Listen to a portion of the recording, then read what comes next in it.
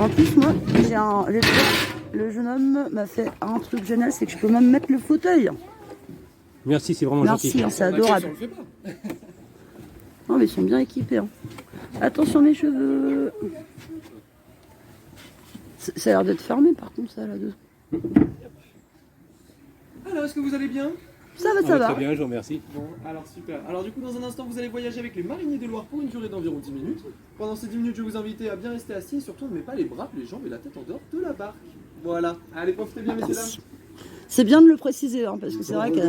La Loire tranquille, avec autrefois une marine. Au long de la Loire, Ah il y avait autrefois une marine. Qu'avait bonheur et bonne mine dans ta grillave. Chantons la Loire, les mariniers et les gabarres. T'as vu, il se souvenait qu'il s'appelait Vanda, enfin il a Plus repéré. on loir gaulois que Il est le gentil, Tibre le garçon. latin, Oui, très gentil. plus on peut y lirer que le mont Palatin, et plus que l'air marin, la douceur angevine. Oui, non, anticiper ton C'est fauteuil. par ces vers illustres du XVIe siècle que Joachim du Bellay marquera à jamais l'empreinte de la Loire et de l'Anjou. Ce fleuve royal et sauvage est de toutes les histoires du Grand Ouest, mais c'est au XVIIe siècle que les mariniers aux commandes de leur gabarre en comprennent tout l'intérêt. Voici leur histoire. Dum dum.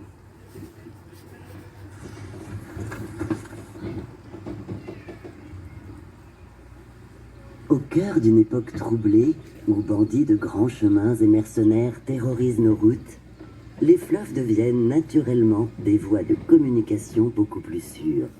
Les riverains de la Loire en prennent conscience, s'organisent, et de génération en génération, le transport de marchandises devient une seconde nature. Les premiers à se lancer sont les voituriers par eau. Ces mariniers de Loire partent en général pour un voyage de 1 à 3 mois en vivant comme des nomades sur leur bateau maison. Beaucoup n'ont qu'une cabane en planche pour s'abriter, manger et dormir, ce qui ne les empêche pas d'être fiers de leur métier. Vilains sur terre, mais seigneurs sur l'eau, comme ils aiment à le dire.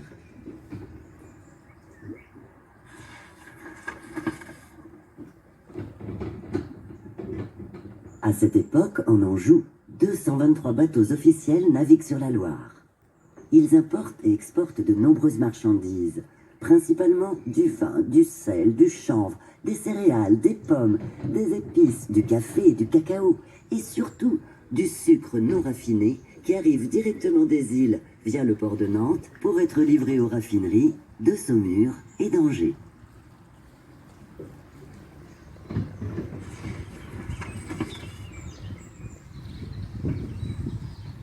Leur cargaison comporte également de l'ardoise et du tuffeau. L'ardoise est produite de Trélazé à Segré, le tuffeau à Saumur. Ils sont utilisés pour édifier les demeures royales et seigneuriales de la vallée de la Loire, ainsi que le château de Versailles. À Angers, le château du roi René que vous pouvez admirer sur votre droite en est un bel exemple. Construit au XIIIe siècle, il est composé de 17 tours, toutes érigées avec une alternance d'ardoise et de tuffeau d'Anjou. Un château pour les petites personnes. De moins de 1m10. Même moins. Hein. Le vin est, avec l'ardoise et le tuffeau, l'un des produits les plus exportés sur la Loire. Mais son transport est compliqué. Il s'évapore, craint la chaleur, et le gel abîme les fûts. Certains médisants accusent même les mariniers de boire une partie de la cargaison. Il est vrai que leurs contrats leur permettent de s'y abreuver, mais à chacun de faire son calcul, car le prix au final n'est payé que sur les tonneaux pleins à l'arrivée.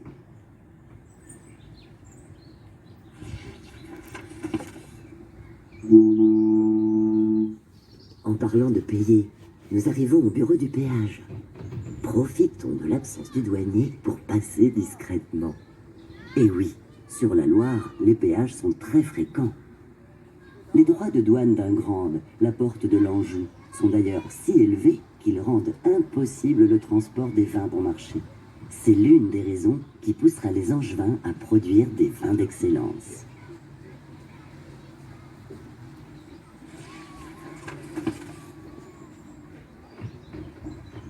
Qu'elles soient exportées ou importées, Chaque marchandise est taxée selon des critères bien établis.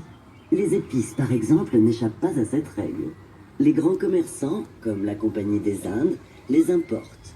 Et leur exotisme en fait des produits de luxe. Elles sont vendues dans les épiceries qui bordent la Loire. On en recense 35 à Angers, dans lesquelles sont aussi vendus des bois de teinture, comme l'indigo, le bois jaune de Jamaïque et le bois d'Inde, ainsi que de nombreuses plantes médicinales.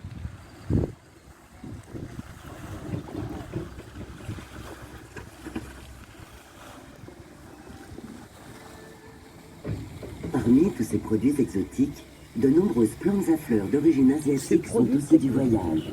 La rose en fait partie.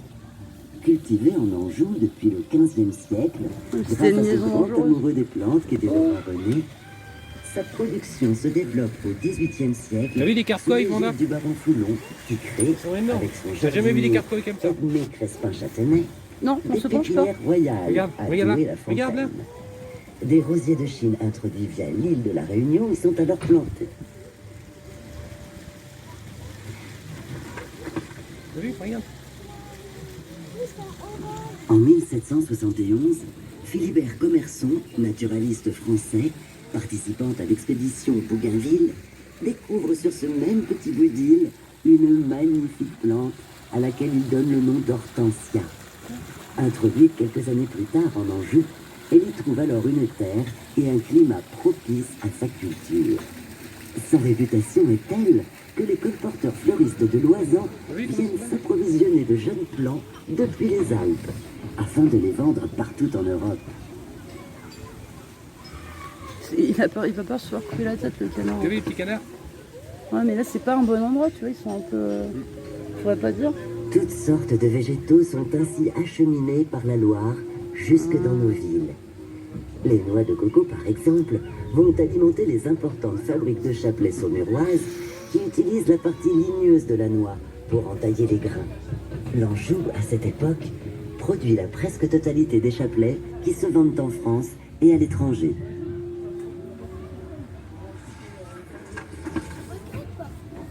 Si de nombreux produits remontent la Loire, d'autres la descendent. Le chanvre est de cela.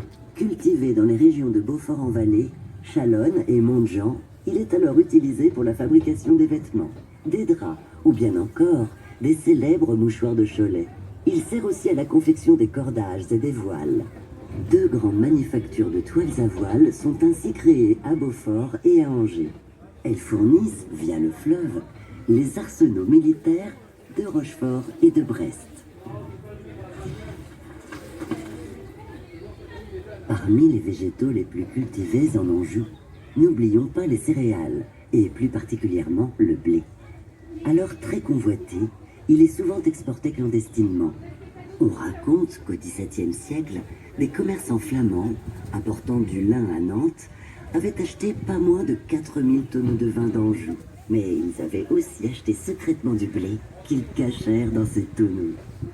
Malheureusement pour eux, ils furent découverts et durent abandonner cette riche cargaison.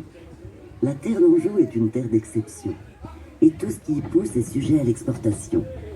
Les fèves, les pois et les lentilles sont chargés sur des bateaux de mer. Ils servent pour la consommation journalière des marins ou pour l'Amérique et l'étranger. Le millet, le maïs, l'orge et le lin sont, eux, chargés sur les bateaux de Loire pour être transportés vers le bassin parisien. Les céréales ne sont pas les seuls aliments que transportent les gabarres. On y trouve aussi des fruits. Parmi eux, les pommes, et plus particulièrement les pommes tapées. Préparées dans la commune de Turcan, dans le Saumurois, ces pommes chauffées, déshydratées et tapées à l'aide d'un marteau ont été imaginées spécialement pour les marins, et plus particulièrement ceux de la Loire. Privées d'eau, elles ne prennent que très peu de place, sont légères et fournissent surtout de la vitamine C pour éviter le scorbut. Durant 2 siècles, les mariniers de Loire vont ainsi prospérer. Et c'est toute une économie locale et régionale qui va fleurir sur les bords des rives du plus long fleuve de France. Fin 19e, le progrès pointe à l'horizon et l'arrivée du train en Anjou beaucoup plus rapide et moins cher que le bateau, ainsi que l'amélioration des routes, signent la fin de la marine de Loire. Les 426 bateliers du quartier d'Angers doivent alors se reconvertir et partir vers de nouvelles aventures, laissant dans nos mémoires d'impérissables souvenirs. Tout au long de la Loire angevine avait autrefois une marine. Tout au long de la Loire angevine, il y avait autrefois une marine. Qu'avait bonne allure et bonne mine dans ta brillare. Chantons la Loire, les mariniers et les gabarres.